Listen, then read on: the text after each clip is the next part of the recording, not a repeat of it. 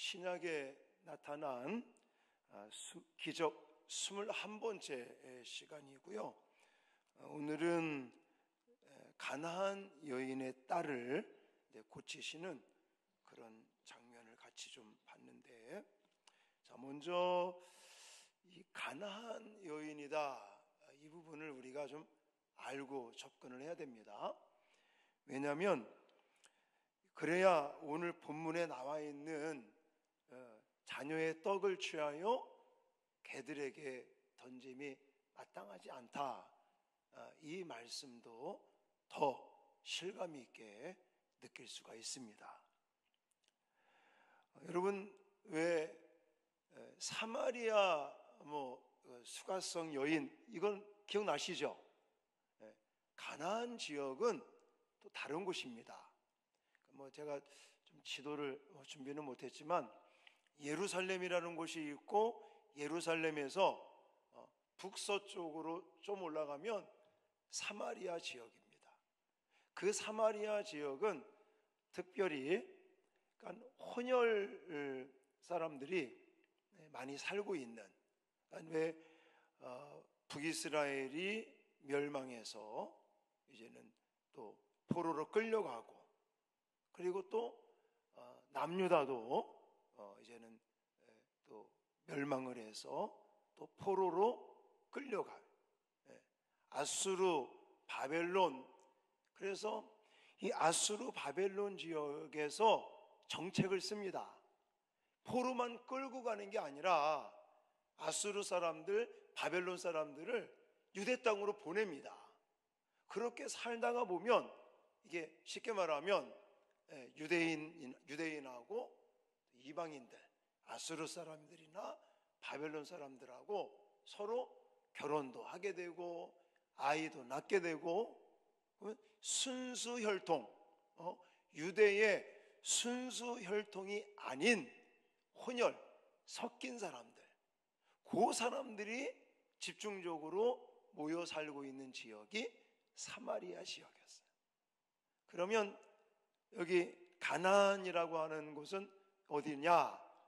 이스라엘의 북쪽이라고 생각하시면 됩니다. 거기는 왜 수르보니아 이런 지역인데, 거기는 말 그대로 이방인들이 사는 지역이다 이거예요. 지금 가나안 여인이 여기 예수님이 계신 곳까지 와서 살고 있는 거예요. 그러니까 가나안 여인은 지금 소외당하고 천대받는 유대 사회에서는 가나안 여인은요, 쉽게 말하면 개 취급을 안 하는 거예요. 개 취급도 못 받는다는 겁니다. 그래서 예수님께서 자녀의 떡을 취하여 자녀에게 던짐이 마땅하지 않다, 이거 이제 고상하게 말씀하신 거지, 이걸 좀 나쁘게 표현하면 너는 개와 같다, 이렇게까지 표현한 거라고요. 굉장히 모욕적인 그런 말인데도 나중에 가보십시오. 진짜 이 여인은 믿음으로 예수님께 나아가는 여인이었다라는 거예요. 자, 소외당하고 천대받는 가나안 여인이 자기 딸이 흉악한 귀신에 들려서 고통받고 있습니다. 그래서 오늘 예수님 앞에 나와서 아주 간청하고 절규를 했다라고 표현하고, 절규를 함으로 응답받고 고침받는, 치유되는 이런 기적을 함께 살펴보면서 우리들에게 주시는 교훈들이 있다는 거예요. 제가 누누이 강조하지만 예수님께서 귀신 들린 사람도 치유하더라, 물론 맞아요. 그런데 단순하게 예수님이 귀신 들린 이 딸을 고쳤다, 이 말씀, 이 메시지만 주려고 이 사건을 기록한 게 아니란 말입니다. 물론 예수 그리스도의 이름으로 귀신을 한두 번 쫓는 게 아니잖아요. 군대 귀신은 돼지떼에 들어가서 다 몰살되는 그런 사건도 있었었고요. 굉장히 많이 있었는데, 특별히 가나안 여인의 이 딸이 귀신 들려서 고통당하면서 어머니의 이 간절한 어떤 절규와 같은 이 청함을 통해서 응답받는 이 사건을 통해 하나님이 우리에게 하시고자 하시는 메시지가 있다는 겁니다. 여러분, 저는 이 본문을 볼 때마다 그런 생각들을 해요. 뭐냐면 예수님께 나가는 거, 은혜를 받는 거, 이게 쉽지가 않는 거예요. 자, 먼저 제가 그런 이야기를 그전에 아마 했을 거예요. 신앙생활 하라고 그러면 이게 쉽지가 않습니다. 예를 들어 전도를 막 하잖아요. 사람들한테 막 열심히 전도하면 어떤 사람은 교회에 오시는 분도 계시지만 대부분의 사람들이 아이고 교회 안 간다고, 나 예수 믿는 거 이러고 별로 관심이 없다고 이렇게 답을 합니다. 사람들이 믿지도 않으려고 그러고 교회에 나오지 않으려는 이유들이 있거든요. 그 이유 대표적인 것이 저는 두 가지라고 생각을 하는데, 하나는 현실성이 없다는 거예요. 교회에 와서 말씀을 듣고 신앙생활을 하고 이거 해보면 다 무슨 얘기예요? 구원을 받아요. 영혼이 어떻고 천국이 어떻고 이런 얘기들을 많이 한단 말이죠. 물론 현실적인 얘기도 하긴 하지만, 근데 성경을 보고 또 믿음 생활을 하고 신앙생활을 하다 보면 이런 영적인 세계, 영적인 이야기들을 많이 하게 됩니다. 그러다 보니까 많은 사람들은 그거죠. 현실성이 없다. 나는 지금 당장 돈이 없고, 나는 당장 애들 문제도 있고, 이런 먹고 사는 문제, 육신의 어떤 삶의 문제, 이런 것들이 너무나 지금 피곤하고 힘들고 어려워 죽겠는데 그냥 영혼이 어떻고 구원이 어떻고 천국이 어떻고 지옥이 어떻고 난 그런 건 잘 모르겠다 이러면서 받아들이지 않는 사람들이 있습니다. 또 어떤 사람들은요, 누구 때문에 이 얘기를 해요. 어떤 사람은 내가 누구누구 때문에 교회를 하나님 별로 좋아하지 않는다 이렇게까지 얘기하는 사람이에요. 그 사람 주변에 쉽게 말하면 위선자들이 있는 거죠. 겉으로 볼 때는 그냥 믿음이 좋은 권사님이, 겉으로 볼 때는 믿음이 좋은 집사님이고 장로님이고, 근데 교회에서는 장로님이고 권사님이고 집사님이고 믿음이 너무너무 좋은데, 예를 들어 가정에서는 안 그런 거야. 그러니까 가족들이 보면서는 위선자라고 해요. 이중인격자다 이러면서. 그런 것 때문에 교회 안 다닌다, 나 예수 안 믿겠다, 관심 없다 이렇게 말하는 사람들도 있습니다. 근데 사실은요, 이것도 하나의 뛰어넘어야 될 부분입니다.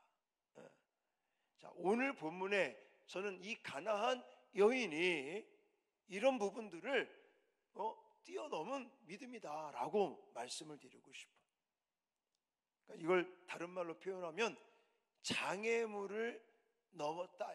장애물을, 신앙생활하고 예수님께 나가고 믿음 생활하고 하나님의 은혜를 받겠다고 나오는 우리들에게는요, 반드시 장애물이 있다는 사실을 잊지 마셔야 됩니다.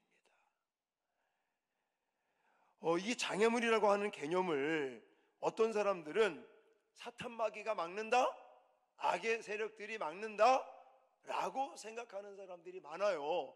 물론 제가 말씀을 늘 하죠. 하나님도 역사하시지만 사탄 마귀도 역사하고 우리가 은혜를 못 받게 한다. 근데 사탄 마귀만 그런 거 아닙니다. 자, 오늘 본문에 보시면 이 여인의 입장에서는 누가 장애물이 되는지 아십니까? 예수님. 그리고 제자들도 그러고요. 자, 23절을 한번 같이 읽겠습니다. 23절 시작. 예수는 할 말씀도 대답하지 아니하시니 제자들이 와서 청하여 말하되 그 여자가 우리 뒤에서 소리를 지르오니 그를 보내소서. 아멘. 지금 이 가나안 여인은 자기 딸을 고치기 위해서, 치유함 받기 위해서 예수님께 나와서 어떻게 했다고 그랬어요? 네, 청하여 말하되, 청했다 이랬어요. 아유, 예를 들어서 예수님을 찾아왔고, 가나안 여인인데, 이방 여자인데, 예수님을 찾아왔고 예수님에게 청을 해요. 우리 딸을 살려달라고 하겠죠. 그럼 얼마나 기특해. 아니, 다른 사람들은 예수님을 막 공격하기도 하고 뭐 신성 모독이다 뭐다 해가면서 예수님을 막 거부하는 사람들도 많잖아요. 근데 이방인 이 가나안 여자는 자기 말로 찾아와서 예수님께 청한단 말입니다. 오늘도 우리 뭐 청년들이나 우리 학생들 얼마나 예뻐요. 그냥 내가 그랬어. 시집을 절대 가면 안 된다. 데리고 와야지. 이렇게 예쁘게 믿음 생활 잘하는 우리 딸들이 시집을 가면 안 돼. 데리고 와야 돼 그냥. 아멘 안 하십니까? 얼마나 예쁘냐고. 막 이렇게 학생들, 청년들이 막 믿지 않는 사람들은 그냥 뭐 금요일 날 뭐 불금이라면 뭐 불금 이래가면서 그냥 놀고 먹고 막 즐기고 이러는 데 가는데, 여기 우리 학생들, 우리 청년들 이 시간에 이렇게 나와서 또 기도한다는 거. 예수님에게 지금 나온 거잖아요. 예수님께 우리가 청하고 있는 거잖아요. 얼마나 예쁘냐고요. 그러면 그냥 예수님이 아이고 이렇게 예쁜 가나안 여인이 있을까 그래가지고 한 방에 그냥 고쳐주시면 얼마나 좋겠느냐고요. 근데 안 그렇다니까. 예수님이 들은 척만 척 그냥 이걸 침묵하신다, 이렇게 저는 표현하고 싶어요. 제자들도 그런 거예요. 제자들도 그 여자가 우리 뒤에서 소리를 지르오니 그를 뭐하라고 그래요? 보내소서. 이게 성경이니까 이렇게 고상하게 써 있는 거죠. 이게 뭐라고 하는 거냐면, 예수님 저 뒤에 소리 지르고 지금 난리치는 저 가나안 여자 있잖아요, 좀 쫓아버리세요. 좀 귀찮아 죽겠어요. 이런 말 쉽게 말하면 고쳐주라는 이게 아니라 유대 여자도 아니고 가나안 여자가 와서 저렇게 막 소리 질러가면서 우리를 괴롭히는데 귀찮아 죽겠으니까 그냥 혼쭐을 내서 보내라고 막 지금 그렇게 답변하는 거예요.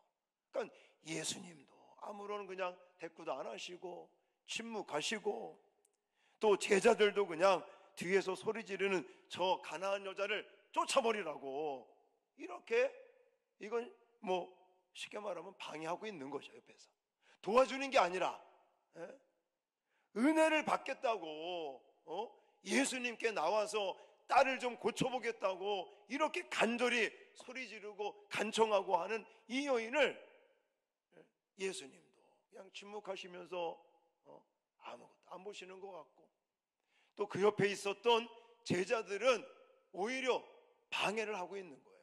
이 여인의 입장에서는 다 장애물인 거예요. 지금 이 모습들은 예수님의 모습도 제자들의 모습도 다 장애물과 같이 느껴지는 겁니다. 환영해 주는 사람이 없어요. 거기에다가 24절 26절을 보면요, 예수님은 완전히 거절하셔요. 자, 24절 26절 읽겠습니다. 시작. 예수께서 대답하여 이르시되 나는 이스라엘 집에 잃어버린 양 외에는 다른 데로 보내심을 받지 아니하였노라 하시니, 대답하여 이르시되 자녀의 떡을 취하여 개들에게 던짐이 마땅하지 아니하니라. 아멘.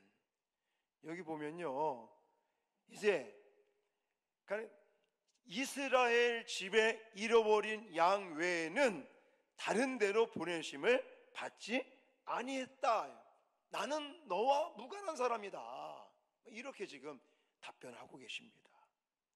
더 좀 치욕적인 표현은요, 아까도 얘기했지만 26절에 자녀의 떡을 취하여 개들에게 던짐이 마땅하지 아니하다. 너는 개 같은 사람이다 이거예요. 이 가나안 여자, 이방 여자, 근데 개 취급하는 거예요. 그래서 거절한 거죠. 자녀의 떡을 너한테 줄 수 없다. 멍멍이 같은 너한테 줄 수 없다. 이렇게까지 지금 아주 모욕을 주고, 인간적으로 생각할 때는 정말 어떻게 이럴 수 있겠습니까? 근데요, 모르겠어요. 본문에 그런 내용은 나와 있지 않지만 예수님은 이 여인의 믿음을 지금 테스트하고 계시는 것 같아요. 진짜 믿음을 가지고 예수님께 나왔나? 어쨌든 이 여인의 입장에서는 예수님조차도 지금 장애물처럼 느껴지고 있습니다. 제자들도 마찬가지고요. 근데 여기서 포기하지 않는다는 거예요. 이 장애물을 뛰어넘는다는 사실입니다. 할렐루야. 우리도 믿음 생활하고 또 이렇게 금요일날 나와서 하나님께 기도하고 부르짖으며 뭔가 하나님의 은혜를 받겠다고 하나님의 은혜를 갈망하며 몸부림치는 우리들에게 이렇게 장애물 같은 요소들이 생겨날 수가 있어요. 그러면 포기하지 마십시오. 절대적으로 물러나지 마십시오. 더 이 여인과 같이 더 예수님께 엎드리고 더 예수님을 붙들고 예수님에게 더 간청하면 하나님께서 기적을 나타내 주실 줄 믿습니다. 그 모습이 확실히 있는 믿음이다. 저는 그렇게 표현하고 싶어요. 믿음이 있으니까 그러는 거죠. 만약에 내가 믿음도 없으면 내가 좀 막 욕할 것 같아. 내가 지금 사실 인간적으로 생각하면 예수님은요 이렇게 유명하신 분도 아니었어. 뭔가 권세가 있고 권력이 있는 분도 아니었단 말이죠. 근데 나를 개 취급을 했다? 막 싸붙이고 돌아설 수도 있을 것 같은데 그래도 부스러기도 줬사오니라 그러잖아요. 그렇게 하는 이유가 뭐냐면 믿음인 거죠. 확신 있는 믿음인 거예요. 아무리 거부하고 아무리 거절당하고 아무리 나를 개 취급을 하고 그럴지라도 예수님만 우리가 정말 내 딸을 고칠 수 있는 치유자시다. 예수님만이 구원자시다.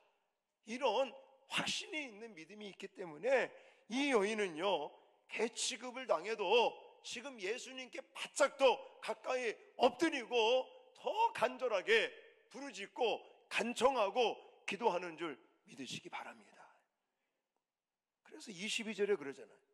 가나안 여자 하나가 그 지경에서 나와 소리질러 이르되 주 다윗의 자손이여 나를 불쌍히 여기소서. 내 딸이 귀신 들려 흉악한 귀신 들렸나이다. 여기 보면 예수님을 어떻게 표현했습니까?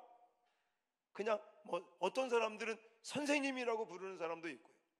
근데 여기서 이 가나안 여인은 비록 가나안 여인이지만 이방 여자지만 예수님을 뭐라고 고백하냐면 다윗의 자손이라고 고백하는 거예요.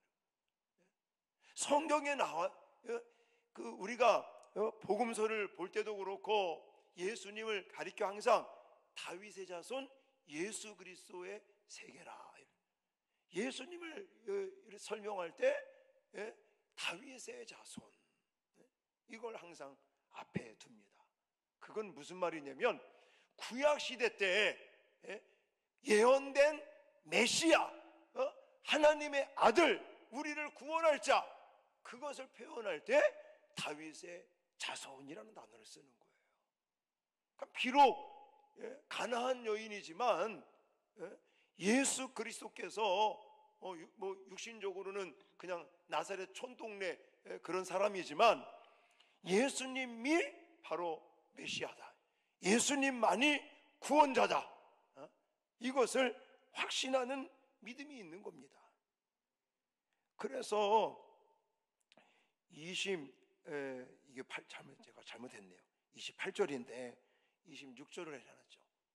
제가 실수했는데, 자, 그냥 성경 28절을 보십시오. 28절. 자, PPT 아까 본문 좀 띄워보시죠. 28절. 자, 읽겠습니다. 띄워줘. 읽겠습니다. 시작. 이에 예수께서 대답하여 이르시되 여자여 내 믿음이 크도다 내 소원대로 되리라 하시니 그때로부터 그의 딸이 나으니라. 아멘. 예수님께서 인정을 해주셨어요. 이 여인의 믿음을. 내 믿음이 크도다. 내 믿음대로 될지어다. 그러니까 예수님에게 인정받는 믿음인 거죠. 그래서 제가 아까 얘기한 거예요. 예수님께서 그렇게 모른 척 하시고 예수님께서 막 거절하시고 이랬던 것이 믿음을 테스트해 보기 위함이 아니었는가. 예수님께서도 인정하시는 믿음, 저와 여러분의 믿음이 예수님께서 인정하시는 믿음이 되시기를 주님의 이름으로 축원합니다. 그렇게 여러분 어떤 사람을 인정해 주겠습니까?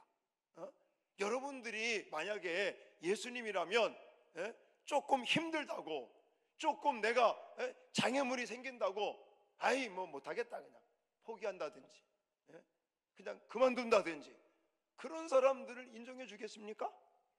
아니죠.